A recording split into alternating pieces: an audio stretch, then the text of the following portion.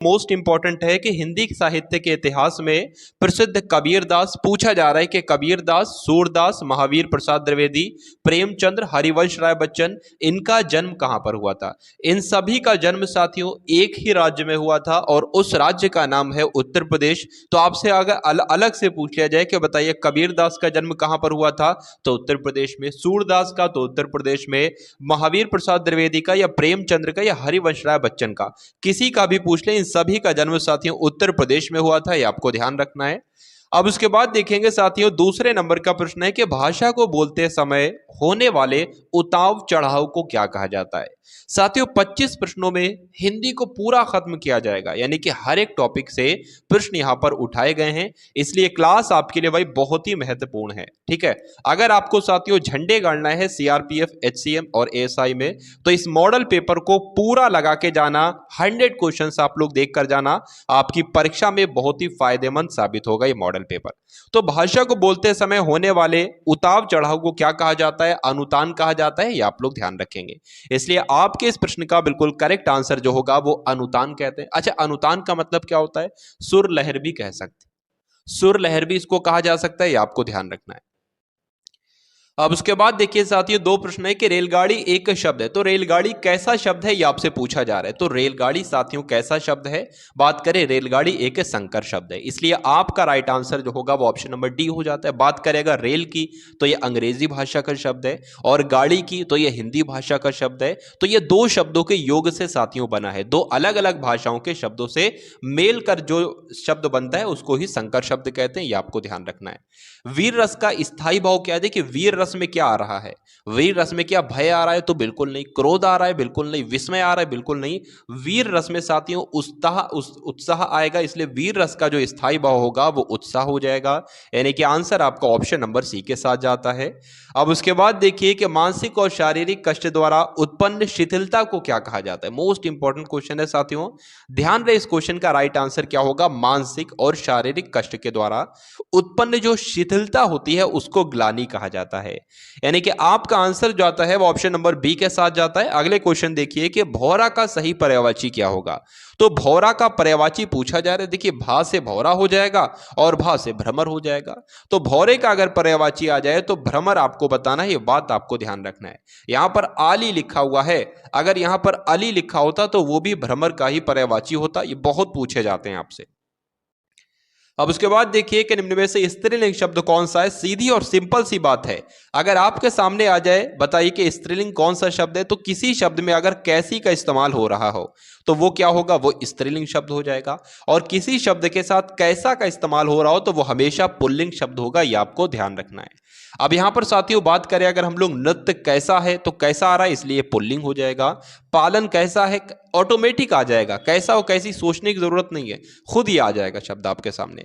तो पालन कैसा है ये आपका पुल्लिंग हो जाएगा। शस्त्र कैसा है पुल्लिंग हो जाएगा। शोभा कैसी है ये खुद आया कैसी, शोभा कैसी है तो कैसी आगे, इसलिए स्त्रीलिंग शब्द ये हो जाएगा।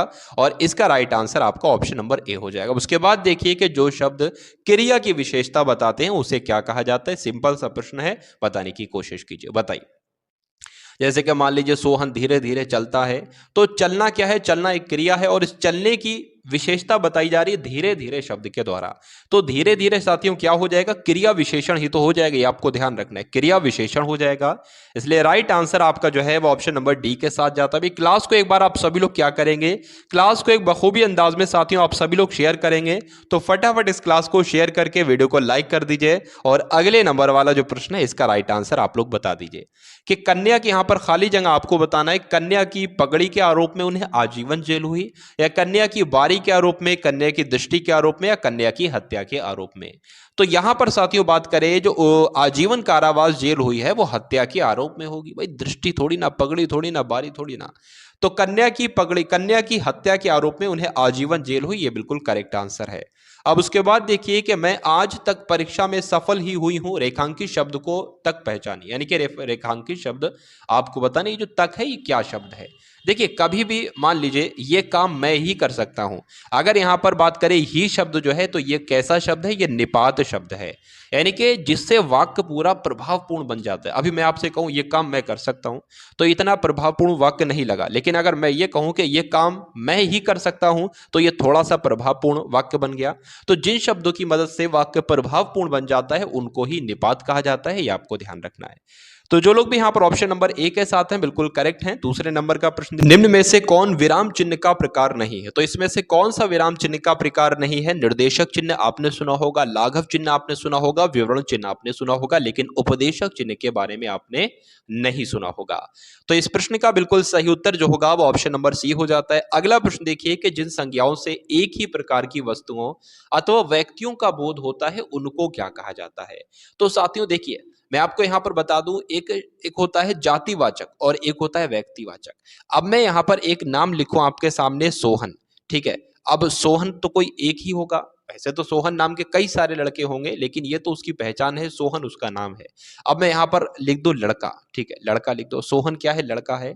तो ये शब्द जो है ये आपका जातिवाचक संज्ञा है, लेकिन इसकी बात करें तो ये व्यक्तिवाचक संज्ञा है, ठीक है। ये बात आपको ध्यान रखनी है। जैसे कि गंगा की बात करें तो गंगा एक व्यक्तिवाचक संज्ञा है, लेकिन गंगा एक नदी है, लेकिन नदियों की बात करें तो नदी जो है वो जातिवाचक संज्ञा है। अब किसी पहाड़ का नाम मैं आपको बताऊं तो जो पहाड़ का नाम होगा वो व्यक्तिवाचक संज्ञा होगी, लेकिन पहाड़ हमें अब क्या पता, जब हमें मालूम नहीं होता है किसकी बात चल रही है तो वो एक जातिवाचक होती है।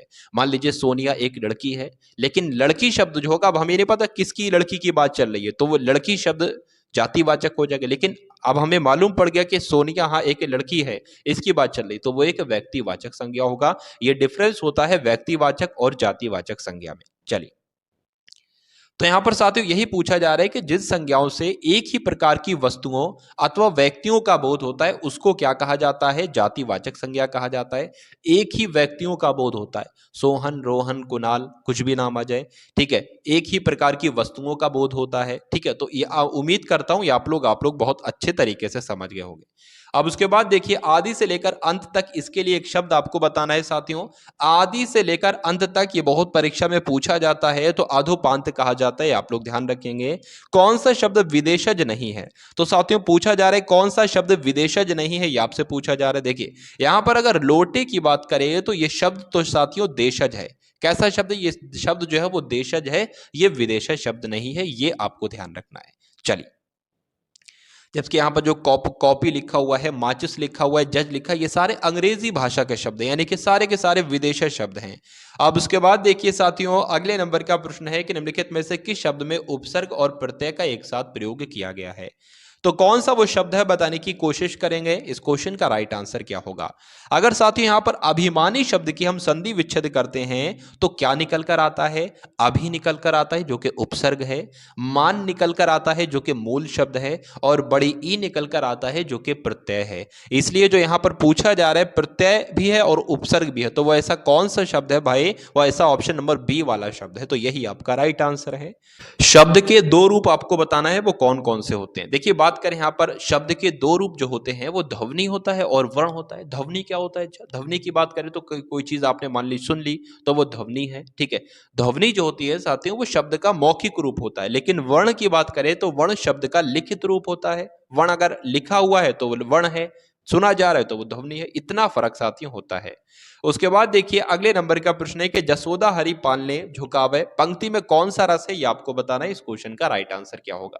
कभी भी साथियों माँ बेटे का प्यार आ जाए, माँ बच्चे का प्यार आ जाए, पंक्ति को पढ़कर आपको ऐसा लगे कि यहाँ पर तो माँ और पुत्र की, माँ और बच्चे की ममता दिखाई जा रही है, प्यार दिखाई जा रही है, तो आंखें मीच के लगा देना वात्सल्य रस, ठीक है। तो इस क्वेश्चन का राइट आंसर जो होगा वो वात्सल्य के साथ चला जाएगा। अगला प्रश्न आप लोग देखेंगे और बताने की कोशिश करेंगे राइट आंसर कि काकल्य ध्वनि इसमें से पूछी जा रही कौन सी है, बताइए भाई। चलिए, तो यहां पर अगर बात करें काकल्य ध्वनि की बात करें तो हा साथियों जो है वो काकल्य ध्वनि के अंतर्गत आता है। उसके बाद देखिए अखरोट का तत्सम आपसे पूछा जा रहा है कौन सा है, तो अखरोट के साथियों तत्सम की अगर बात करें तो आपने कई बार पढ़ा होगा अक्षोट कहते हैं। अक्षोट क्या हो जाएगा, अखरोट का तत्सम शब्द हो जाएगा। अखरोट कैसा शब्द है, तो यह तद्भव शब्द है। ये दो बातें आपको ध्यान रखना है। 21वें नंबर का प्रश्न है कि नाक रगड़ना, इसका अर्थ क्या होगा, ये आपसे पूछा जा रहा है। तो नाक रगड़ने का मतलब क्या होता है, नाक में चोट लगना नहीं, इज्जत देना नहीं, दीनता पूर्वक प्रार्थना करना या चापलूसी करना। नाक रगड़ने का मतलब होता है भाई किसी से गुजारिश करना, किसी से कोई दीनता पूर्वक प्रार्थना करना, किसी से कोई चीज मांगना और वो दे ना रहा हो, ठीक है, तो उससे बहुत ज्यादा उसकी रिक्वेस्ट करना, इसको हम लोग कह सकते हैं नाक रगड़ना। तो जिनका सी है आंसर बिल्कुल करेक्ट है। अब उसके बाद देखिए पंच परमेश्वर के लेखक कौन है। तो अगर बात करें पंच परमेश्वर के लेखक कौन है, तो मुंशी प्रेमचंद यहां पर आपको ध्यान रखना है। मुंशी प्रेमचंद इस क्वेश्चन का बिल्कुल करेक्ट आंसर हो जाता है। अब उसके बाद देखिए अगले नंबर का प्रश्न है कि जिस वाक्य में कर्ता की प्रधानता होती है, लिंग वचन कर्ता के अनुसार होते हैं, वे वाक्य कर्मवाच्य कहलाते हैं, कर्तवाच्य कहलाते हैं, भाववाच्य या सरल वाक्य कहलाते हैं, बताइए। तो यहां पर आपका राइट आंसर जो होगा वो ऑप्शन नंबर बी हो जाएगा, यानी कि कर्तवाच्य हो। क्योंकि साथियों देखिए कर्ता की प्रधानता है तो कर्तवाच्य, कर्म की प्रधानता होगी तो वो कर्मवाच्य हो जाएगा। सिंपल सी आपको ये दो बातें याद रखना है। हमें सूर्य नमस्कार करना चाहिए, रेखांकित शब्द का पर्यायवाची आपको बताना है। तो सूर्य के पर्यायवाची साथियों कौन सा होता है, अगर आदित्य आपके सामने पूछ लिया जाए तो आदित्य सूर्य का पर्यायवाची होता है। और उसके अलावा सूर्य का पर्यायवाची जो होता है वो दिनकर होता है। इसलिए आपका राइट आंसर जो है वो ऑप्शन नंबर ए हो जाता है। अब उसके बाद देखिए साथियों, जहां वाक्य की गति अंतिम रूप ले ले, विचार के तार टूट जाएं, वहां किस चिन्ह का प्रयोग किया जाता है। तो वहां साथियों कौन से चिन्ह का प्रयोग किया जाता है, वहां पर पूर्ण विराम का इस्तेमाल किया जाता है। ये आपको ध्यान रखना है, ये लगाया जाता है पूर्ण विराम, ठीक है। तो ये साथियों 25 प्रश्न हो चुके हैं किसके, सामान्य हिंदी के। और अब उसके सामने, अब आपके सामने 25 प्रश्न सामान्य ज्ञान के आएंगे। बारदोली सत्याग्रह से संबंधित नेता कौन है। तो बारदोली सत्याग्रह से संबंधित साथियों नेता कौन है, तो वल्लभ भाई पटेल है, ये आपको ध्यान रखना है। अब अगले नंबर का प्रश्न देखिए कि भारत में साइमन कमीशन के बहिष्कार का मुख्य कारण क्या था। भारत में जो साइमन कमीशन साथियों आया था, इसका बहिष्कार क्यों किया गया था, ये आपसे साथियों यहां पर पूछा जा रहा है। चलिए, तो यहां पर अगर बात करें साथियों, सभी सदस्य इसके कैसे थे, सभी सदस्य इसके अंग्रेज थे, इसलिए इसका जो है वो बहिष्कार किया गया था, ये आपको ध्यान रखना है। अब उसके बाद देखिए अगले नंबर का प्रश्न है कि कांग्रेस के प्रतिनिधि के रूप में गांधी जी ने किस एकमात्र गोलमेज सम्मेलन में भाग लिया था, ये आपको बताना। इस क्वेश्चन का राइट आंसर साथियों क्या हो सकता है। चलिए, तो यहां आपको ध्यान रखना है, इस क्वेश्चन का राइट आंसर जो होगा वो दूसरा हो जाएगा, यानी कि दूसरे गोलमेज सम्मेलन में महात्मा गांधी जी के द्वारा इसमें भाग लिया था, ये आपको ध्यान रखना है। अगले नंबर का प्रश्न है कि पानीपत का द्वितीय युद्ध कब हुआ था, ये आपसे पूछा जा रहा है। पानीपत का दूसरा युद्ध अकबर और हेमू के बीच हुआ था। कब हुआ था, 1556 में हुआ था, ये आपको ध्यान रखना है। इसमें किसकी जीत हुई थी, अकबर की जीत हुई थी और हेमू की इसमें हार हुई थी, ये आपको ध्यान रखना है। चलिए अगले नंबर का साथियों प्रश्न है, यहाँ पर आपसे यहाँ पर पूछा जा रहा है साथियों कि मौर्य शासक अशोक ने कलिंग पर कब आक्रमण किया था, आपको बताना है। तो मौर्य शासक अशोक ने, ठीक है, कलिंग पर कब आक्रमण किया था, तो 261 ईसा पूर्व में आक्रमण किया था, ये आपको ध्यान रखना है। आंसर आपका जो जाता है वो ऑप्शन नंबर बी के साथ जाता है। अब उसके बाद देखिए साथियों अगले नंबर का प्रश्न है कि एलोरा का कैलाश मंदिर का निर्माण किसने करवाया था। तो एलोरा के कैलाश मंदिर का निर्माण किसके द्वारा करवाया गया था, तो कृष्ण प्रथम के द्वारा करवाया गया था, ये आप लोग ध्यान रखेंगे। अगले नंबर का प्रश्न है साथियों, गांधार कला शैली किस काल में विकसित हुई थी। तो गांधार कला शैली कुषाण काल में विकसित हुई थी, ये आपको ध्यान रखना है। अब उसके बाद देखिए अगले नंबर का प्रश्न है कि निम्नलिखित में से किस सह्याद्री पर्वतमाला भी कहा जाता है, किसको सह्याद्री पर्वतमाला भी कहा जाता है। तो पश्चिमी घाट की अगर बात करें तो पश्चिमी घाट को किस अन्य नाम से जाना जाता है, सह्याद्री पर्वतमाला कहा जाता है, ये आप लोग ध्यान रखेंगे। अब उसके बाद देखिए साथियों, अच्छा एक क्वेश्चन रह चुका है यहाँ पर लिखा हुआ है कि विश्व में सबसे विशाल मरुभूमि कौन सी है। तो विश्व में सबसे विशाल मरुभूमि की अगर बात करें तो सहारा मरुभूमि जो है ये विश्व की सबसे विशाल मरुभूमि है। इंपॉर्टेंट क्वेश्चन है, आपकी परीक्षा के लिए आपको रखना है याद। अब उसके बाद देखिए साथियों कि भारत में मुद्रास्फीति मापी जाती है थोक मूल्य सूचकांक द्वारा, शहरी गैर कामगारों के लिए उपभोक्ता मूल्य सूचकांक द्वारा, कृषि श्रमिकों के लिए उपभोक्ता मूल्य सूचकांक द्वारा या राष्ट्रीय आय अवस्फीति के द्वारा। तो बात करें थोक मूल्य सूचकांक के द्वारा भारत में मुद्रास्फीति जो है वो मापी जाती है, ये आप लोग ध्यान रखेंगे। आंसर आपका जो जाता है वो ऑप्शन नंबर ए के साथ चला जाता है। अंत्योदय कार्यक्रम का उद्देश्य क्या था, ये आपसे पूछा जा रहा है। तो इंपॉर्टेंट क्वेश्चन, इस प्रकार के क्वेश्चन आपकी परीक्षा में साथियों पूछे जाते हैं, शहरी गरीबी को दूर करना, या अनुसूचित जातियों के जीवन स्तर में सुधार लाना, या अल्पसंख्यक को उन्नत करना, या गरीबी में सबसे अधिक गरीब की मदद करना। यानी कि गरीबों में भी साथियों, गरीबों से भी गरीब कुछ लोग होते हैं, तो गरीबों में सबसे अधिक गरीबों की मदद करना साथियों ये क्या है, ये अंत्योदय कार्यक्रम का उद्देश्य था। तो इस प्रकार आपका सही उत्तर जो होगा वो ऑप्शन नंबर डी हो जाता है। अब उसके बाद देखिए अगले नंबर का प्रश्न है कि बंद अर्थव्यवस्था से आप क्या समझते हैं। तो बंद अर्थव्यवस्था की यहां पर बात चल रही है। बंद अर्थव्यवस्था की अगर बात करें तो आयात निर्यात बंद को ही कहा जाता है, यानी कि आयात भी बंद वहां और निर्यात भी बंद, इसको क्या कहा जाएगा, इसको बंद अर्थव्यवस्था कहा जाता है। अब उसके बाद देखिए साथियों अगले नंबर का प्रश्न है कि भारतीय संविधान के 73वें संविधान संशोधन का संबंध किससे है, ये आपसे पूछा जा रहा है। तो बात करें साथियों यहां पर 73वां संविधान संशोधन की बात का जिक्र चल रहा है, तो पंचायती राज से संबंधित है 73वां संविधान संशोधन, इसलिए आपका सही उत्तर ऑप्शन नंबर बी हो जाता है। अब उसके बाद देखिए कि समग्र रूप से भारतीय संविधान लागू हुआ, तो समग्र रूप से भारत का संविधान कब लागू हुआ यह आपसे पूछा जा रहा है। देखिए यहां पर शब्दों का पूरा खेल है। अगर समग्र रूप से पूछ लिया जाए तो 26 जनवरी 1950 को संविधान लागू हुआ समग्र रूप से। तो जो लोग भी यहाँ पर ऑप्शन नंबर ए के साथ हैं बिल्कुल करेक्ट आंसर है आपका। अब उसके बाद देखिए कि भारत का प्रधानमंत्री बनने के लिए अपेक्षित न्यूनतम आयु कितनी होनी चाहिए।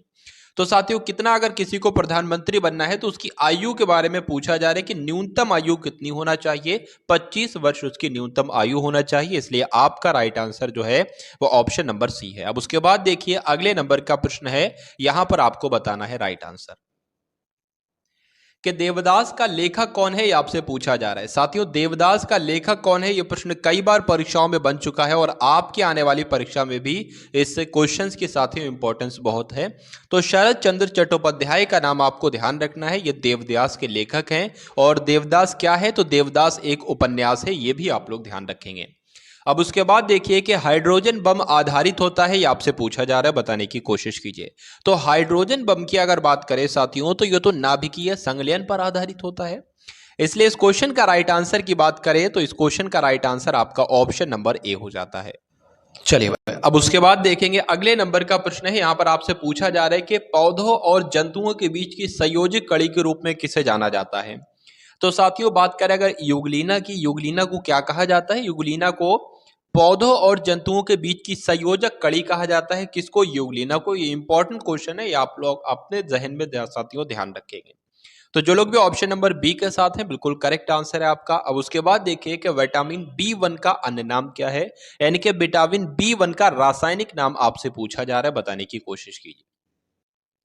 तो बात करें यहां पर थाइमीन की साथियों, थाइमीन की बात करें तो ये विटामिन B1 का रासायनिक नाम है, ये आप लोग ध्यान रखेंगे। उसके बाद देखिए अगले नंबर का प्रश्न है कि प्रकाश वोल्टीय सेल के प्रयोग से सौर ऊर्जा का रूपांतरण करने से निम्नलिखित में से किसका उत्पादन होता है। तो किसका उत्पादन होता है साथियों, विद्युत ऊर्जा का उत्पादन होता है, इसलिए आपका राइट आंसर जो है वो ऑप्शन नंबर बी के साथ चला जाएगा। उसके बाद देखिए अगला प्रश्न कि उत्तर प्रदेश में 1860 ईस्वी में निम्नलिखित में से किन दो संग्रहालयों को मिलाकर एक कर दिया गया था, ये आपसे पूछा जा रहा है। तो यहां पर साथियों बात करें इलाहाबाद और लखनऊ को मिलाकर एक कर दिया गया था, यानी कि आंसर आपका जो जाएगा वो ऑप्शन नंबर ए के साथ चला जाएगा। चलिए अगले नंबर का प्रश्न है, 24वें नंबर का प्रश्न है कि देवा शरीफ उत्तर प्रदेश में कहां पर स्थित है। पहली बात आपको ध्यान रखना है कि उत्तर प्रदेश में स्थित है देवा शरीफ। तो उत्तर प्रदेश के कहां पर स्थित है, आपका आंसर जो होना चाहिए वो बाराबंकी होना चाहिए। यूपी के बाराबंकी में स्थित है देवा शरीफ। जहां पर किसकी दरगाह है ये भी अक्सर परीक्षा में पूछा जा सकता है, तो वारिस पाक की वहां पर दरगाह है, ये भी एक आप लोग ध्यान रखेंगे। उसके बाद देखिए कि भातखंडे संगीत संस्थान जो कि लखनऊ में स्थित है, भातखंडे संगीत संस्थान लखनऊ डीम्स विश्वविद्यालय बना 1998 में, 2000 में, 2003 में या 2004 में। तो साथियों कब बना, तो आप लोग यहां पर ध्यान रखेंगे 2000 में भातखंडे संगीत संस्थान लखनऊ डीम्स विश्वविद्यालय बना। तो जो लोग भी यहां पर ऑप्शन नंबर बी के साथ है बिल्कुल करेक्ट आंसर है आपका। तो साथियों अब आपके सामने रीजनिंग के प्रश्न यहां पर शुरू हो चुके हैं। तो पहला प्रश्न यहां पर है आपके सामने कि कुछ कुत्ते बिल्ली है, सभी बिल्ली शेर हैं। कथनों के लिए उपयुक्त आरेख आपको यहाँ पर बनाना है, तो कैसे क्या होगा ये आपसे साथियों यहाँ पर पूछा जा रहा है। देखिए यहाँ पर सबसे पहले हमने क्या बना लिया, मान लीजिए यहाँ पर हमने साथियों बना लिया कुछ कुत्ते, तो साथियों ये क्या हो जाएंगे, ये कुत्ते हो जाएंगे, मान लीजिए ये आपके कुत्ते हो जाएंगे। फिर सही तरीके से मैं आपको यहाँ पर बना के दिखला देता हूँ। चलिए, ये आपके क्या हो गए साथियों, ये आपके कुछ कुत्ते हो गए। ठीक है, यहाँ पर हम लोग शॉर्ट में लिख लेते हैं, के यहाँ पर लिख लेते हैं, कह रहा है कि कुछ कुत्ते बिल्लियां हैं, कुछ कुत्ते बिल्लियां हैं। तो यहाँ पर जो कुछ कुत्ते हैं, मान लीजिए इतने कुत्ते जो हैं, ये इतने कुत्ते क्या हो जाएंगे, ये आपकी बिल्लियां हो जाएंगी। ठीक है, चलिए भाई, कुछ कुत्ते क्या हो जाएंगे, बिल्लियां हो जाएंगे। अब कहा जा रहा है सभी बिल्लियां शेर हैं, तो बिल्लियां कहाँ पर है, बिल्लियां तो भाई ये है। कहा जा रहा है कि सभी बिल्लियां, ये आपकी ये सभी बिल्लियां क्या हो जाएंगी, सभी बिल्लियां आपकी शेर हो जाएंगी। तो शेर के लिए हमने यहाँ पर एस लिख लिया। तो अब ये आपसे पूछा जा रहा है कि ऐसा ये आरेख ऐसा कहाँ पर बना हुआ है, ये आपसे पूछा जा रहा है। तो क्या ये होगा उत्तर, नहीं। क्या ये ऐसा बना हुआ है, नहीं। क्या ये ऐसा बना हुआ है, नहीं। तो ये साथियों कुछ ऐसा बना हुआ है, इसलिए आपका राइट आंसर जो होगा वो ऑप्शन नंबर ए हो जाता है। अब उसके बाद देखेंगे अगले नंबर का प्रश्न है साथियों, बहुत ही अच्छा क्वेश्चन है। कथन लिखा हुआ है कि भारत विश्व में चाय का सबसे बड़ा उत्पादक और उपभोक्ता देश है। ठीक है भाई, तो क्या भारत विश्व में सबसे ज्यादा चाय बेचता, ऐसा कहा जा सकता है? जो सबसे इसमें सबसे उपयुक्त उत्तर होगा वो आपको चयन करना है उसका। भारत में अधिकांश आबादी चाय की शौकीन है।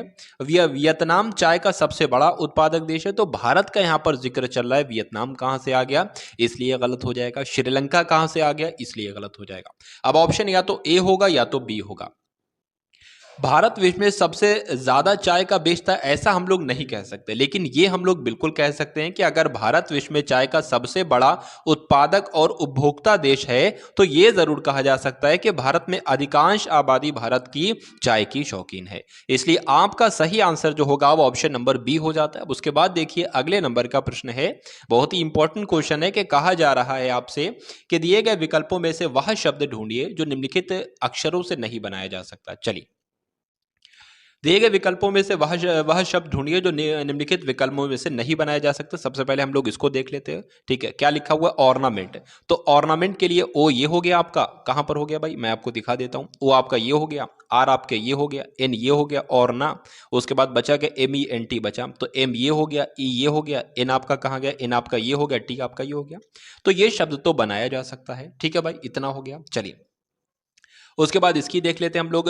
टर्मिनल जो यहाँ पर लिखा है, क्या टर्मिनल भी बनाया जा सकता है? तो टी ई आर कहाँ पर लिखा हुआ है, आपका टी ये हो जाएगा, ई आर ये हो जाएगा, टर्मी हो जाएगा, एन ए ये हो जाएगा, टर्मिनल। अब एल बचा है, क्या एल यहाँ पर कहीं पर साथियों दिख रहा है? मुझे तो नहीं दिख रहा है। तो ये एक ऐसा शब्द है साथियों चारों ऑप्शन में से जो कि इससे नहीं बनाया जा सकता है, नहीं बनाया जा सकता है। तो यही आपका आंसर हो जाएगा। बहुत बढ़िया, वेरी गुड क्लास। अब उसके बाद देखिए साथियों, उसी प्रकार का प्रश्न यहाँ पर आपके सामने आ चुका है कि दिए गए विकल्पों में से वह शब्द ढूंढिए जो निम्नलिखित विकल्पों से बन सकता है। अच्छा, अब उल्टा यहाँ पर कहा जा रहा है बन सकता है, उसके बारे में अब आपको बताना है। चलिए, तो क्रिएशन क्या बन सकता है? ठीक है, सी आर ई, ई कहाँ गया भाई, सी आर ई, ई तो मुझे यहां पर दिख नहीं लगता, तो ये तो नहीं बन सकता है। ठीक है, अब वो ढूंढना है जो बन सकता है। स्टैटिक देख लेते हैं हम लोग। एस टी ए ये हो गया, S T A, T I C आपका ये हो गया। तो जो ऑप्शन नंबर बी वाला है ये बन सकता है। अब हमको इसको चेक करने की जरूरत भी नहीं है, क्योंकि हमें वो ढूंढना था जो अक्षरों से बन सकता है, तो वो हमें मिल गया। बाकी इसको चेक करोगे ये आपके नहीं मिल पाएंगे। अब उसके बाद देखिए अगले नंबर का साथियों प्रश्न है, यहाँ पर आपसे पूछा जा रहा है कि 15 है, 31 है, 64 है, उसके बाद 31 है, 131 है। तो उसके बाद आपको बताना है यहाँ पर क्या आ जाएगा। चलिए, बहुत ही आसान सा प्रश्न है। देखिए, अगर आपके सामने कभी भी इस तरह की सीरीज आए और वहां पर इस प्रकार के नंबर्स लिखे हों कि नंबर बहुत बहुत ज्यादा का अंतर हो, बहुत बहुत ज्यादा का गैप हो, तो वहां पर हमेशा क्या होगी, वहां पर हमेशा गुणा होगी। लेकिन अगर 2 से 3 नंबर का गैप आ रहा हो या 4-5 नंबर का गैप आ रहा हो, ठीक है, तो वहां पर डिफरेंस भी करा सकते हैं हम लोग। लेकिन यहाँ पर 15 से एकदम 31 हो गया, फिर 31 से एकदम 64 हो गया है, तो इसलिए यहाँ पर गुणा कराएंगे। अच्छा, 15 से 31 के आसपास का कोई नंबर कैसे हम लोग प्राप्त करेंगे? अगर 15 की गुणा 2 से करा लें तो 30 हो जाएगा, और उसमें 30 में 1 जोड़ दें तो 31 हो जाएगा।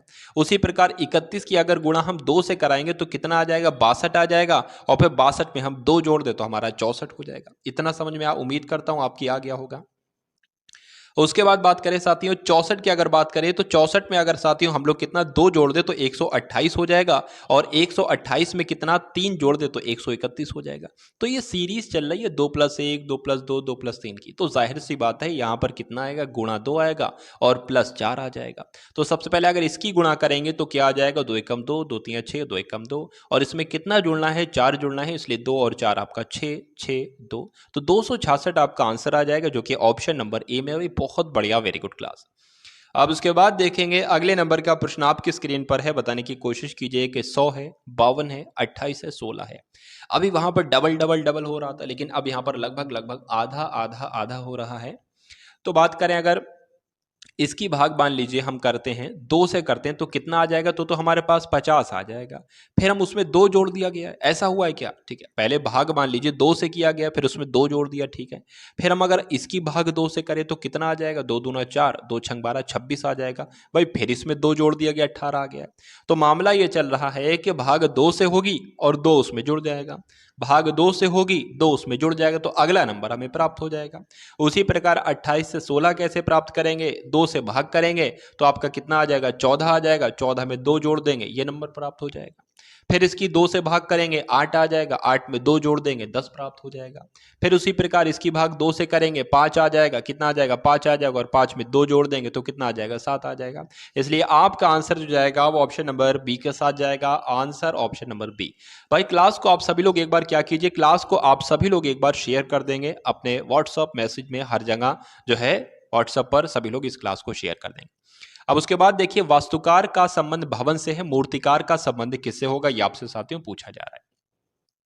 तो वास्तुकार की बात करें, ये तो भवन का निर्माण करता है, भवन बनाता है। मूर्तिकार क्या करता है, जाहिर सी बात है ये प्रतिमा बनाएगा, तो इसलिए right answer option number D है। बर्फ का संबंध शीतलता से है, तो पृथ्वी का संबंध किससे होगा, ये आपसे पूछा जा रहा है। जैसे कि बर्फ का एक गुण होता है, जो शीतलता होती है ना, ये बर्फ का एक गुण होता है। तो इसी प्रकार अगर पृथ्वी की बात करें, पृथ्वी का गुण क्या, भार होगा, नहीं। जंगल होगा, नहीं। समुद्र होगा, नहीं। पृथ्वी का संबंध होगा गुरुत्वाकर्षण से। इसलिए right answer option number B हो जाता है। अब अगले नंबर का प्रश्न आप लोग देखेंगे, बताएंगे राइट आंसर।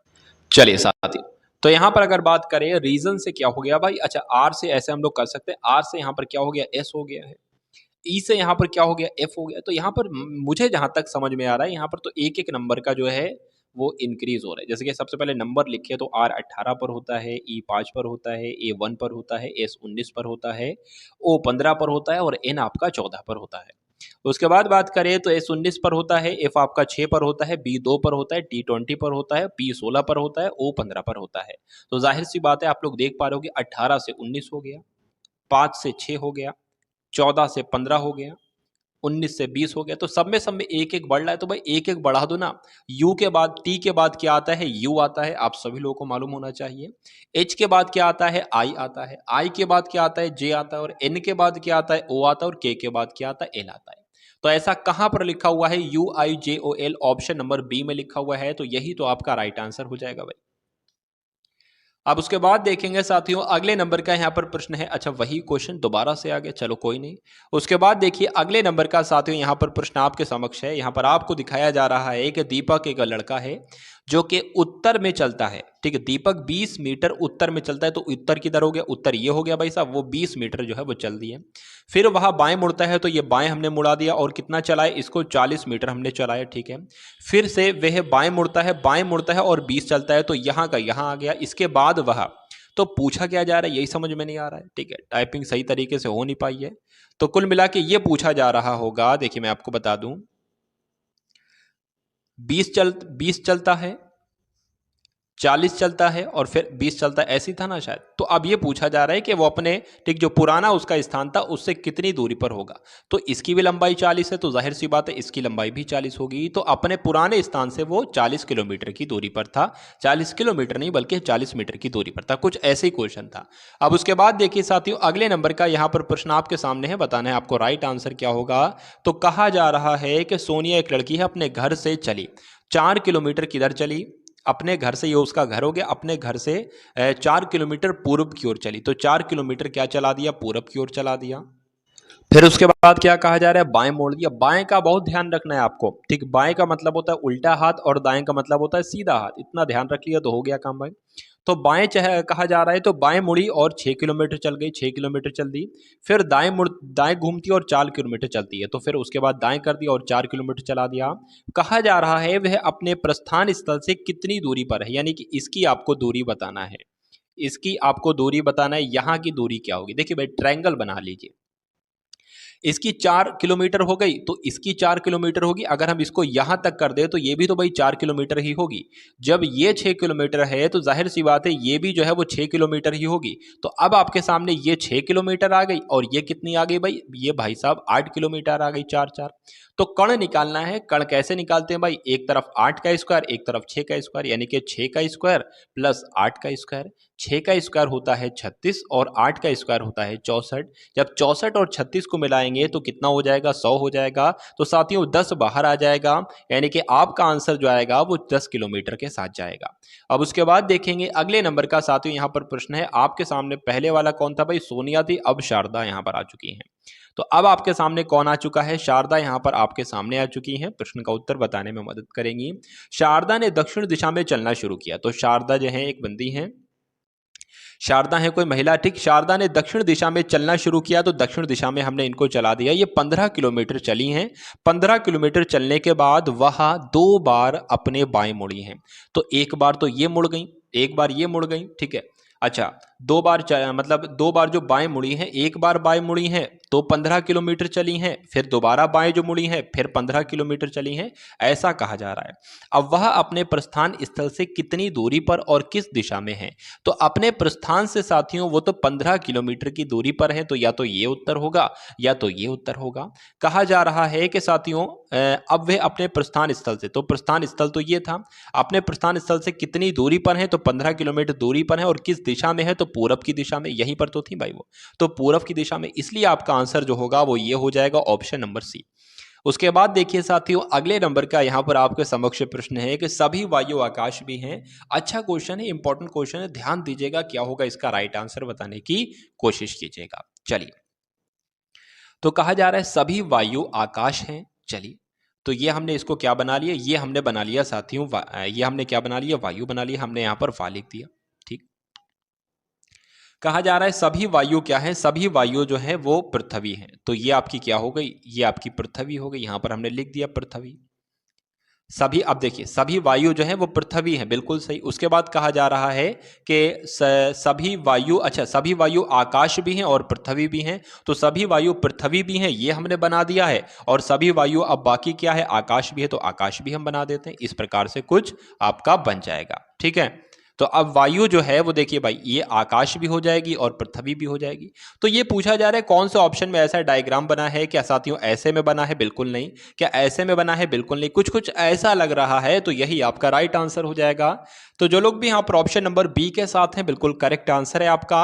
अब उसके बाद देखेंगे साथियों, यहाँ पर आपसे जो पूछा जा रहा है वो सबसे अलग आपको बताना है, इसमें से कौन सा सबसे अलग आपको नजर आ रहा है, बताइए। चलिए, बी है, ठीक है, एक ऑप्शन बी है, फिर ओ है, फिर आई है, फिर ई है। तो सबसे विषम कौन सा है ये आपको पता नहीं। इसी प्रकार के आपके सामने ये 3 से 4 प्रश्न जो हैं वो हैं। चलिए देखिए, बात करें, ये भी एक स्वर है, ये भी एक स्वर है, ये भी एक स्वर है भाई। ए ई आई ओ यू यही तो स्वर होते हैं, लेकिन स्वर बी नहीं होता, इसलिए सबसे अलग होगा वो ये हो जाएगा।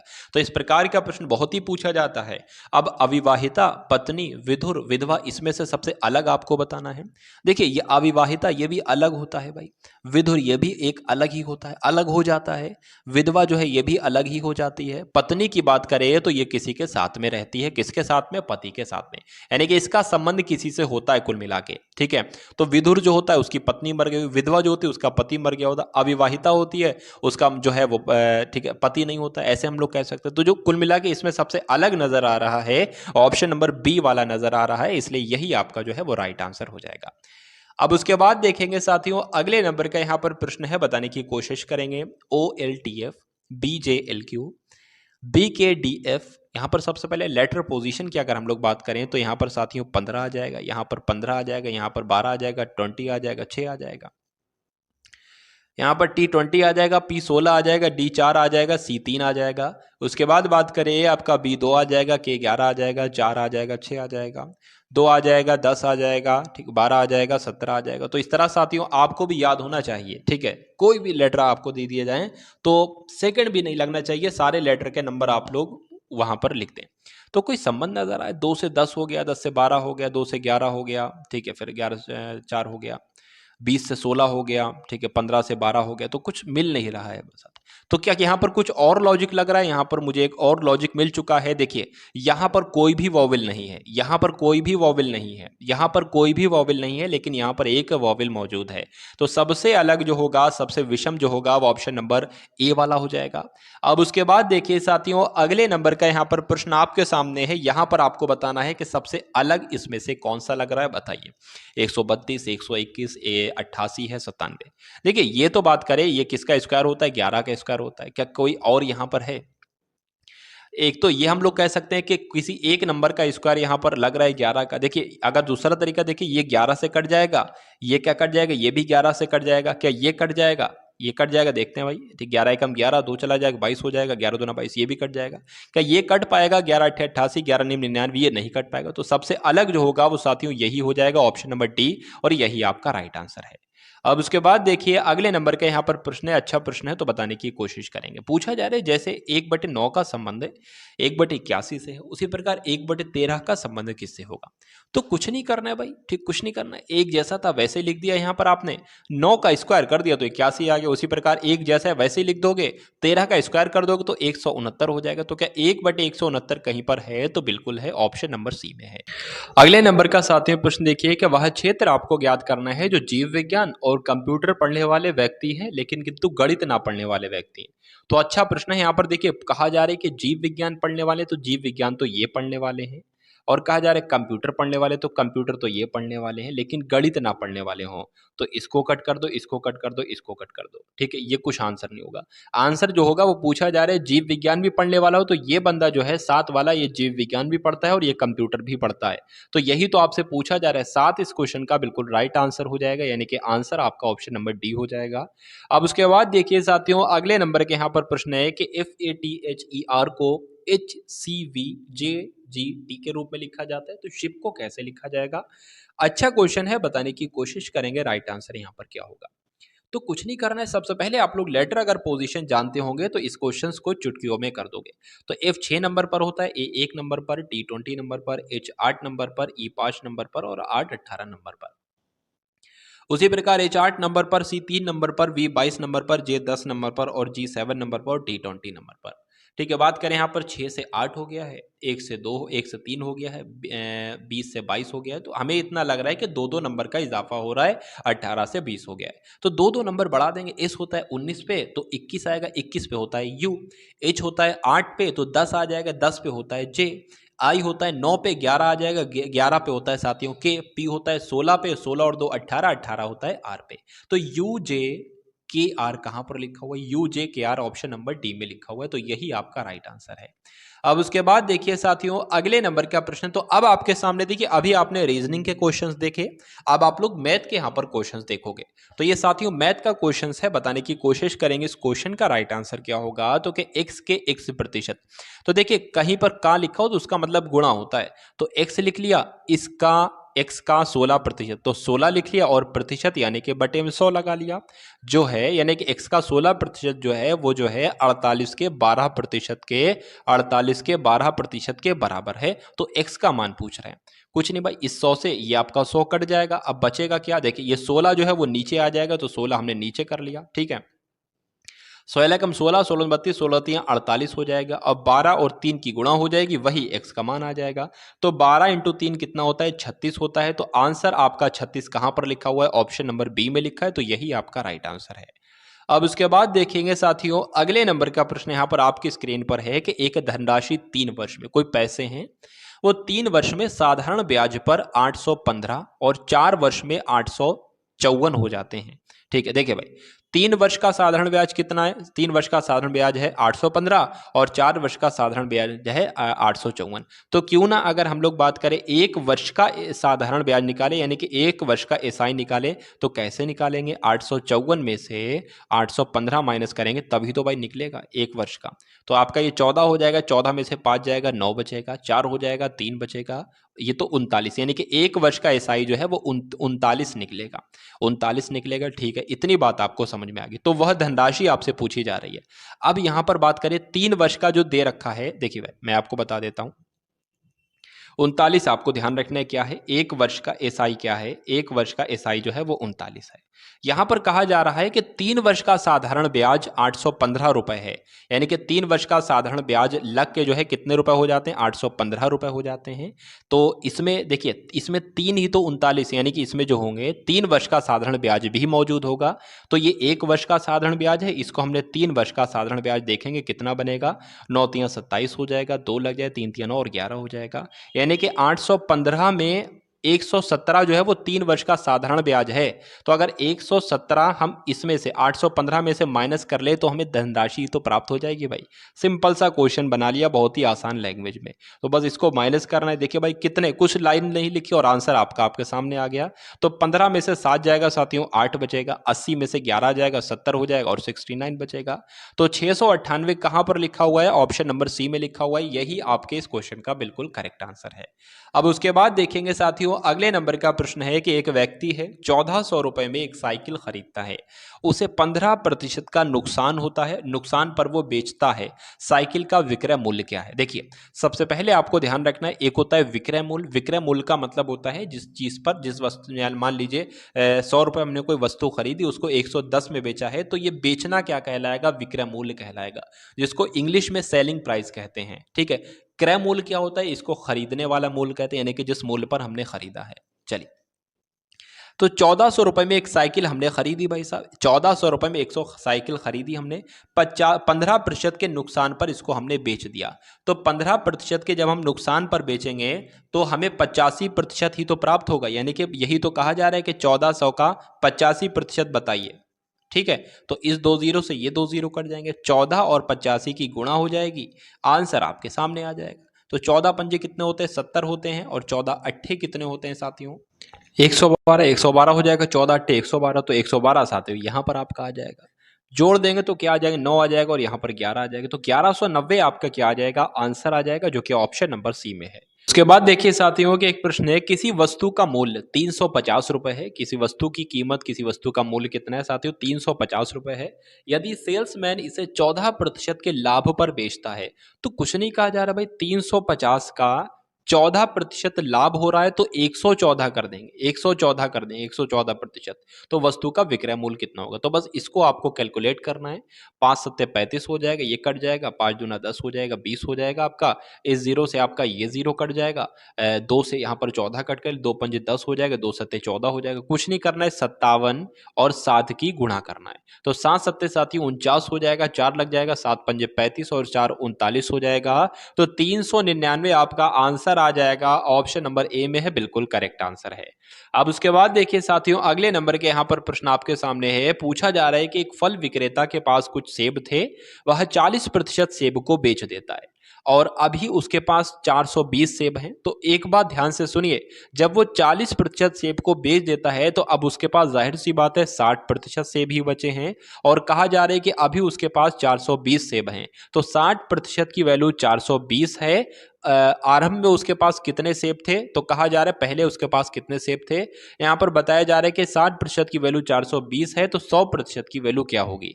तो कुछ नहीं याद करना है आपको। ठीक है, ये 60 आपका इधर आ जाएगा, ये 60 आपका साथियों इधर आ जाएगा। ठीक है, यहां आपकी 100 से गुणा हो जाएगी। ठीक है, तो ये इस जीरो से ये जीरो कट जाएगा, 6 चंग 36, 6 सत्ते 42 आ जाएगा। 700 उसके पास सेब थे, क्या है, शेप से। तो आंसर आपका जो जाएगा वो ऑप्शन नंबर डी के साथ जाएगा।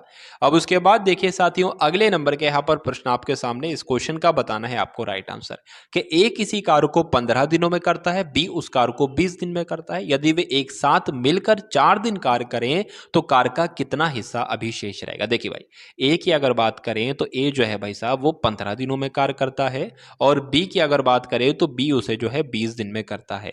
तो किस तरह से साथियों हो जाएगा, ये आपका हो जाएगा 60, 15 चौक 60 हो जाएंगे और 20 दिया, यानी कि ए एक समय में 4 कार्य करता है और बी एक समय में 3 कार्य करता है। यदि वे एक साथ मिलकर 4 दिन कार्य करें, या इसको हम दूसरी तरीके से कर लेते हैं। देखिए भाई, इस तरीके से कर लेते हैं, ज्यादा आसान हो जाएगा, एक ही सा रहेगा।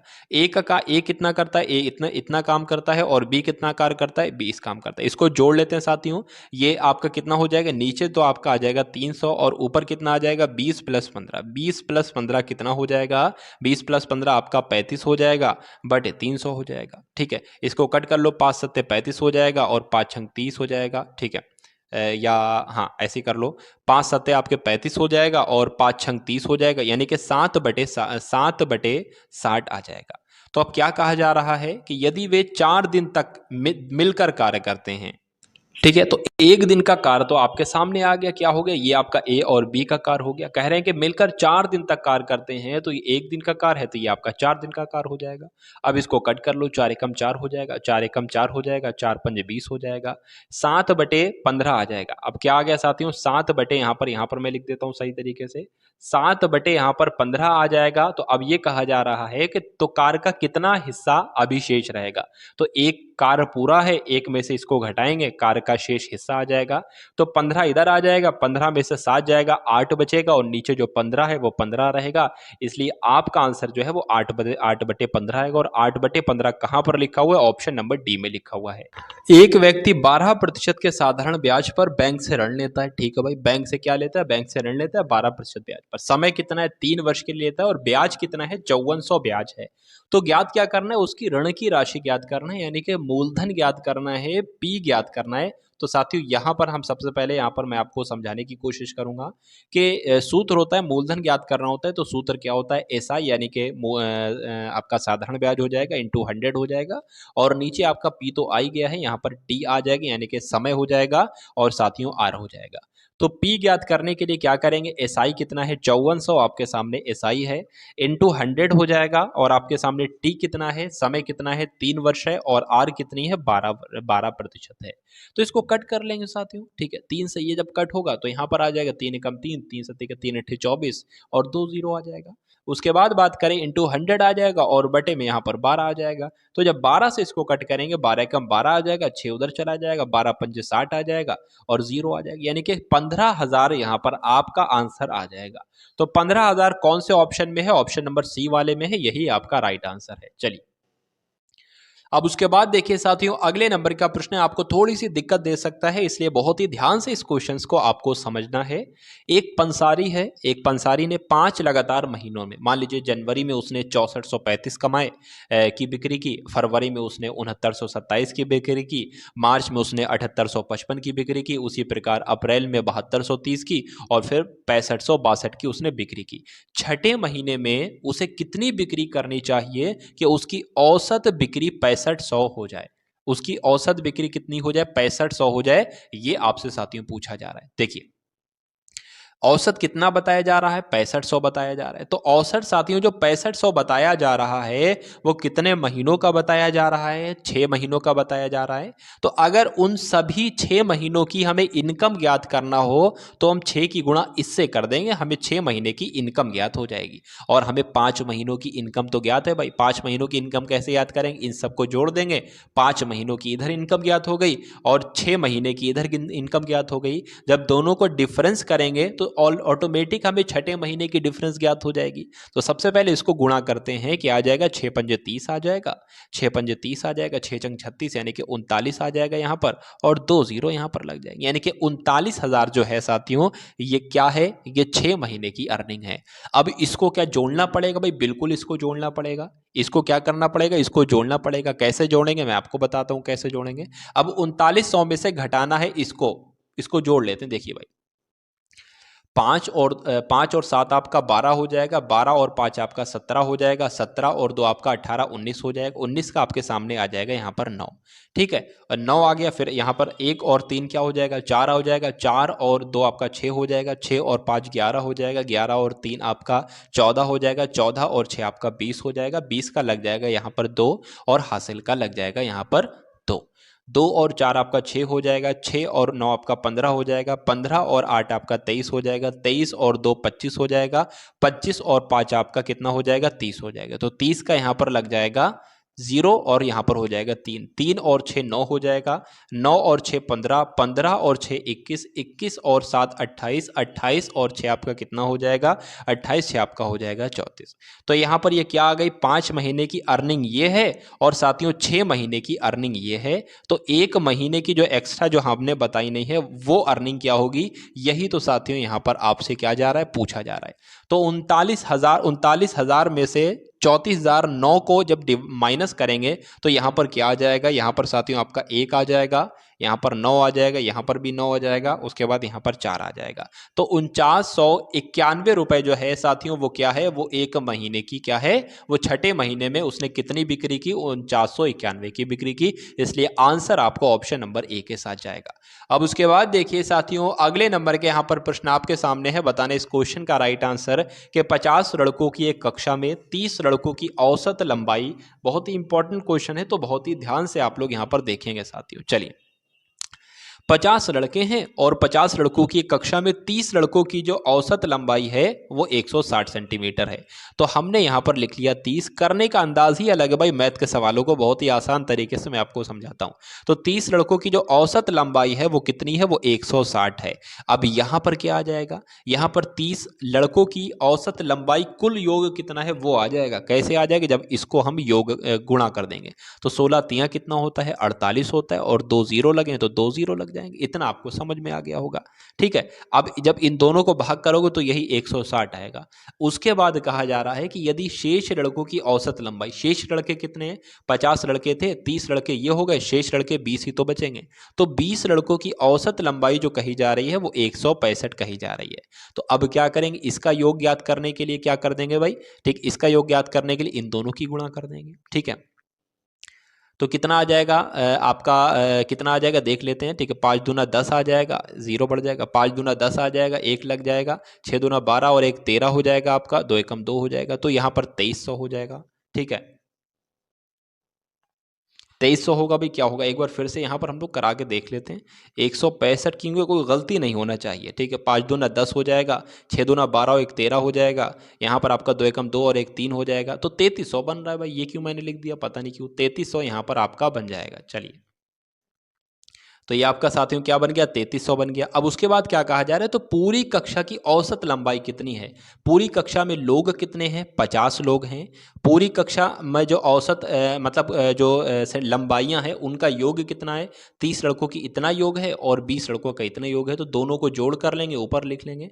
तो 00 है, 00 ऊपर आ जाएगा, 8 और 3 कितना हो जाएगा, 11 हो जाएगा, एक कैरी हो जाएगा, 4 और 4 आपका 8 हो जाएगा। बस इसको आपको कैलकुलेट करना है, आंसर आपका आपके सामने आ जाएगा। 5 एकम 5 हो जाएगा, यहां पर मैं लिख भी लेता हूं भाई। ठीक है, 810 को करना है 5 से। ठीक है, एक 0 से 0 तो कट ही गया है, 5 एकम 5 हो जाएगा, 3 जाएगा, 5 छंग 30 हो जाएगा, 5 दूना 10 हो जाएगा, 162 आपका आंसर आ जाएगा। इसलिए आंसर जो जाता है वो ऑप्शन नंबर बी के साथ जाता है भाई। Practice make a man perfect. अगर आप मैथ के क्वेश्चंस की प्रैक्टिस करते रहेंगे लगातार तो आपको मैथ बहुत ही अच्छे तरीके से आ जाएगी। अगले नंबर का प्रश्न देखिए कि ए और बी मिलकर एक कार्य को 6 दिन में पूरा करते हैं और ए अकेला उसे 9 दिनों में पूरा करता है, तो बी अकेले उसे कितने दिनों में पूरा करेगा। तो ए भी जो है वो मिलकर किसी कार्य को 6 दिनों में करते हैं और ए अकेला उसे जो है वो 9 दिनों में करता है। तो इस प्रकार से हम लोग देख लेते हैं साथियों, 36 यहाँ पर ले लेते हैं, 6 छंग 36 हो जाएगा, 9 चौक 36 हो जाएगा। यानी कि ए जो एक समय में कार्य करता है वो 4 करता है, 4 करता है, तो जाहिर सी बात है इन दोनों का योग 6 है, तो जब ए 4 करेगा तो ये बी 2 करेगा, बी एक समय में 2 करेगा, और टोटल काम है 36। तो जब टोटल काम 36 है और बी एक समय में 2 कार्य करेगा, तो 36 टोटल काम बी एक दिन में 2 काम कर रहा है, तो ये कितने दिन में करेगा, 18 दिन में ही तो करेगा। इसलिए आपका आंसर जो जाएगा वो बी अकेले कार्य को कितने दिनों में करेगा, तो 18 दिन में करेगा, ये आपको ध्यान रखना है। चलिए, तो अगले नंबर का प्रश्न है कि यदि दो शंकुओं के आयतनों का अनुपात 2:3 है, तो उनके आधारों की त्रिज्या का अनुपात 1:2 है, तो उनकी ऊंचाइयों का अनुपात क्या है? इस प्रकार का प्रश्न, डिक्टो प्रश्न कई बार परीक्षाओं में पूछा जा चुका है, इसलिए बहुत ही आसानी तरीके से मैं आपको यहाँ पर साथियों जो है वो इस क्वेश्चन का सोल्यूशन समझा दूंगा। देखिए भाई, तो शंकुओं के आयतनों का अनुपात कितना है? 2:3 है, लेकिन उससे पहले शंकु के आयतन का सूत्र हमें मालूम होना चाहिए। तो 1/3 पाई आर स्क्वायर एच जो हो जाएगा ये शंकु का आयतन हो जाएगा। अच्छा, यहाँ पर दो शंकुओं के आयतनों की बात चल रही है, तो एक शंकु का आयतन ऊपर हो जाएगा, एक शंकु का आयतन क्या हो जाएगा? नीचे हो जाएगा। तो यहाँ पर भी क्या आ जाएगा? पाई आर स्क्वायर एच। देखिए, अनुपात में दिया तो इसको हम H1 मान लेते हैं, इसको हम H2 मान लेते हैं, क्योंकि इनकी ही तो वैल्यू ज्ञात करना है। नीचे देखिए भाई, उनकी ऊंचाइयों का अनुपात यानी कि हाइट का अनुपात ज्ञात करना है।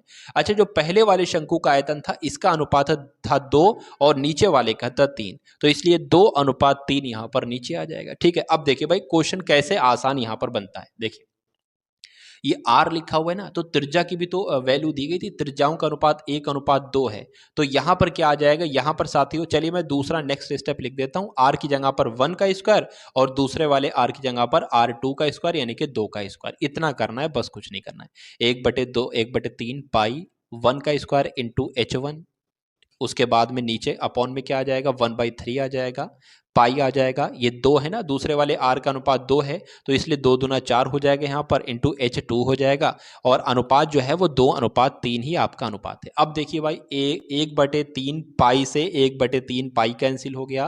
ठीक है, अब यहाँ पर बचा क्या? H1 बचा, यहाँ पर मैं लिख लेता हूँ H1 बचा, और नीचे आपका क्या बचा? 4H2 बचा, और बराबर में क्या बचा? 2/3 बचा। अभी जो 4 है ना, 4 ये यहाँ पर आ जाएगा साथियों, तो इसलिए यहाँ पर से मैं 4 कट कर देता हूँ, इसलिए आपके अब सामने जो ऊंचाइयों का अनुपात आएगा वो H1 और H2 की वैल्यू जो आएगी वो 8/3 आएगी, यानी कि 8:3 आएगी। तो ऐसा कहां पर लिखा हुआ है? ऐसा ऑप्शन नंबर सी में लिखा हुआ है, और यही आपके क्वेश्चन का बिल्कुल करेक्ट आंसर है। चलिए, तो मैथ में साथियों कुछ क्वेश्चन हम लोग रीजनिंग के लिए भी देख लेते हैं। तो क्या होगा इस क्वेश्चन का राइट आंसर? कहा जा रहा है कि निम्नलिखित शब्दों को शब्दकोश में दिए गए क्रम के अनुसार लिखिए। मान लीजिए ये शब्द अगर शब्दकोश में होते हैं, यानी कि जो डिक्शनरी आप लोग पढ़ते हो कि ए वाले पहले, उसके बाद बी वाले, इस तरीके से, तो सबसे पहले यहां पर कौन सा आता? NEC इसमें भी लिखा है, NEC इसमें भी लिखा है, NEC इसमें भी लिखा है, NEC इसमें भी लिखा है। यहाँ अच्छा RR भी तो सेम है, RR भी तो सेम है, RR भी तो सेम है, OO भी सेम है, यहाँ पर OO भी सेम, मैं देख नहीं पाया, सॉरी। ठीक, उसके बाद ये 16 नंबर पर होता है, ये 13 नंबर पर, और ये 12 नंबर पर, यानी कि डिक्शनरी में ये पहले वाला आएगा ना 12 नंबर पर, तो ये तो पहला वाला हो जाएगा। M 13 नंबर पर आता है, ये 16 नंबर, ये तो बाद में आएगा ना, ये दूसरे नंबर पर हो जाता है।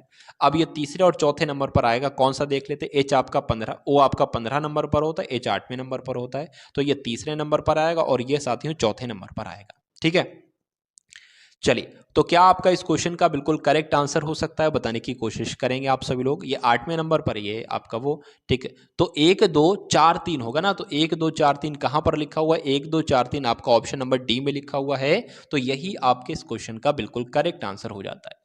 साथियों, आप सभी लोग एक बार क्या करेंगे भाई, क्लास को एक बार आप सभी लोग शेयर कर दीजिए दिल के साथ। तो आप सभी लोग इस क्लास को एक बार शेयर करेंगे और क्लास को लाइक करेंगे। चलिए, उसके बाद देखिए साथियों, अगले नंबर का प्रश्न है, अच्छा क्वेश्चन है, इंपॉर्टेंट क्वेश्चन है कि अपने से आगे बैठी हुई महिला की ओर, मान लीजिए आप हैं, आपके आगे बैठी हुई जो महिला बैठी है उसकी ओर देखते हुए अमित ने कहा, यानी कि आप अमित हो, तो आप कह रहे हो कि वो मेरी पत्नी के पति की बहन है, तो वो आपके आपके पत्नी यानी कि आपकी पत्नी के पति, आपकी पत्नी के पति कौन हुए? आप खुद हुए। तो आपकी बहन है, जो आगे महिला बैठी है वो आपकी कौन है? बहन है। उस महिला का अमित से क्या संबंध है? यानी कि अमित क्या कहेगा उस महिला को? जाहिर सी बात है बहन कहेगा। इसमें बहुत इंसान कंफ्यूज होता है कि महिला को कहेगी या अमित कहेगा। तो अमित से क्या संबंध है? जहां पर सा आता है उससे पहले जो शब्द होगा आपको ये सोचना है कि वो बंदा क्या कहेगा इसको, तो ये बंदा क्या कहेगा इसको? बहन ही तो कहेगा भाई। ठीक है, तो इसलिए राइट आंसर आपका ऑप्शन नंबर डी है। उसके बाद देखिए अगले नंबर का प्रश्न आपकी स्क्रीन पर है। यहां पर आपसे पूछा जा रहा है कि पी के आर ओ के 72962 KRRPK को कैसे लिख सकते हैं, 29972 के रूप में लिख सकते हैं। तो NJMLZ को कैसे लिखा जा सकता है, ये आपसे पूछा जा रहा है। तो P की तो यहाँ पर वैल्यू कितनी होती है, लेटर पोजीशन 16 होती है, K की 11 होती है, R की 18 होती है, O की 15 होती है और K की यहाँ पर 11 होती है। तो यहाँ पर तो 7 2 9 6 कोई कॉम्बिनेशन ही नहीं बन रहा है, कोई लॉजिक ही समझ में नहीं आ रहा है। अच्छा, यहाँ पर 11 है और यहाँ पर 2 है तो कुछ समझ में आया भाई। यहाँ पर 1 और 5 है और यहाँ पर 6 है, कुछ समझ में आया आपको। यानी कि इन दोनों को जोड़ दिया गया और यहाँ पर आ गया है, इन दोनों को जोड़ दिया गया और यहाँ पर आ गया है। एक 8 को जोड़ दिया है, 9 आ गया है। एक 6 को जोड़ दिया है, 7 आ गया। इस प्रकार से है क्या, यहाँ पर भी ये है।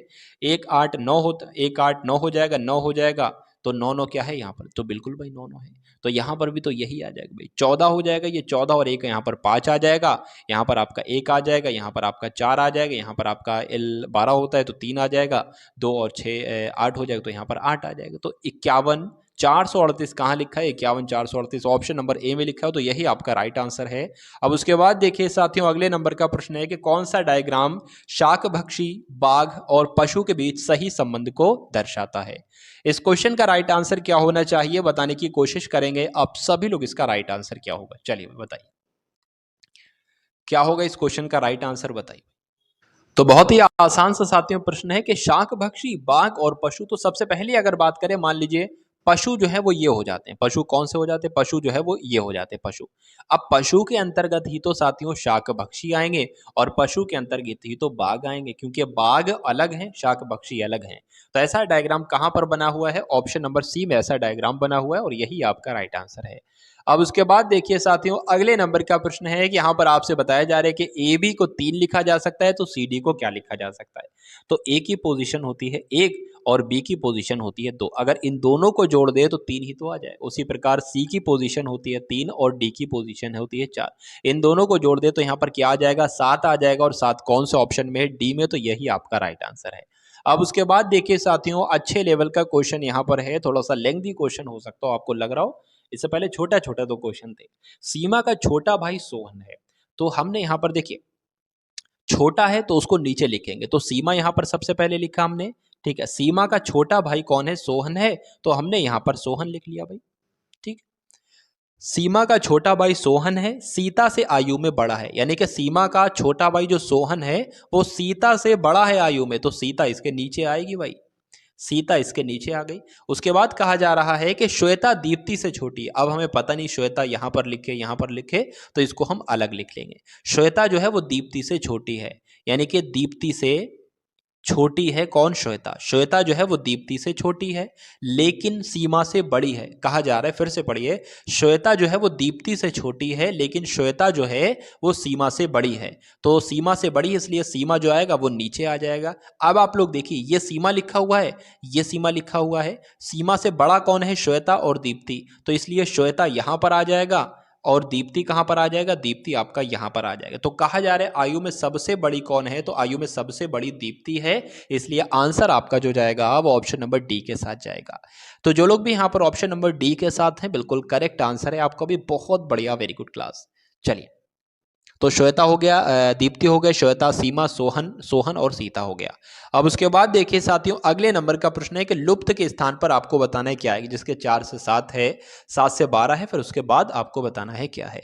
तो बहुत ज्यादा नंबर नहीं बढ़ रहे हैं, तो प्लस अगर करें यहाँ पर कितना साथियों, 3 प्लस करें, यहाँ पर कितना करें, 5 प्लस करें। देखिए यहाँ पर 3 हुआ है, यहाँ पर 5 हुआ है, तो 2 और बढ़ाएं तो यहाँ पर साथियों 7 होगा, यहाँ पर 9 होगा, यहाँ पर क्या हो जाएगा, 11 हो जाएगा। तो कि यहाँ पर इसका अगर 28 में 11 प्लस करेंगे, अगर ये आ जाएगा तो ये लॉजिक हमारा परफेक्ट बैठ जाएगा। तो क्या 28 और 11 39 होते हैं, तो बिल्कुल सही। इसका मतलब 12 में 7 जोड़ के यहाँ पर क्या आ जाएगा, 12 में 7 जोड़ के 19 आ जाएगा। अब एक बार और हम लोग जांच पड़ताल कर लेते हैं कि आंसर सही है। अगर 19 और 9 को जोड़कर 28 आ जाता है तो ये लॉजिक हमारा बिल्कुल सही बैठ जाता है, और 19 और 9 साथियों 28 ही होते हैं, इसलिए यहां पर जो आएगा प्रश्नवाचक चिन्ह की जगह पर 19 आएगा, और यही आपका राइट आंसर है। अब उसके बाद देखिए साथियों, अच्छे लेवल का क्वेश्चन है और आज की क्लास का अंतिम प्रश्न है कि कक्षा में सोहन का स्थान ऊपर से 7वां है। तो यहां पर ऊपर से सोहन का स्थान जो है वो कौन सा है, सोहन का स्थान जो है वो 7वां है, ठीक है। और नीचे से 26वां है, नीचे से क्या है, नीचे से भैया क्या है, नीचे से 26वां है। तो कुल कितने लड़के चाहिए, कुछ नहीं करना, इन दोनों को जोड़ दोगे, ठीक है, क्योंकि देखिए ऊपर से 7वां हो गया, नीचे से जो 26वां आएगा तो 26वां हो जाएगा। इसका मतलब ये कहता है कि नीचे सोहन के नीचे 25 लोग हैं, यानी कि ऊपर से देखा जाए सोहन का स्थान 7वां है और यहाँ पर सोहन है और सोहन के नीचे 25 लड़के हैं, क्योंकि नीचे से करेंगे तो सोहन का 26वां नंबर है, यानी कि सोहन के नीचे 25 लड़के हैं। तो 25 प्लस 7 को जोड़ दोगे तो कितना बन जाएगा, 32 बन जाएगा। या दूसरे लोग ऐसे भी समझाते हैं कि 26 और 7 को जोड़ के एक 1 माइनस कर दोगे तब भी आपका आंसर जो है वो वही आएगा। इसलिए आपका आंसर यहाँ पर जो जाता है साथियों वो किसके साथ जाता है, ऑप्शन नंबर बी के साथ जाता है। तो जो लोग भी यहाँ पर ऑप्शन नंबर बी के साथ हैं बिल्कुल करेक्ट आंसर है आप सभी लोगों का। तो साथियों ये थे आपके सीआरपीएफ, एचसीएम एंड एएसआई का एक मॉडल पेपर, बहुत ही जबरदस्त तरीके का। तो साथियों इस क्लास आपको कैसी लगी एक बार कमेंट सेक्शन में बताना ना भूलिएगा। तो क्लास को लाइक कीजिएगा और इस वीडियो को शेयर कीजिएगा क्योंकि परीक्षा बहुत ही निकट है। ठीक है, तो चैनल को भी सब्सक्राइब करके बेल आइकन पर जरूर क्लिक कीजिएगा। जय हिंद साथियों।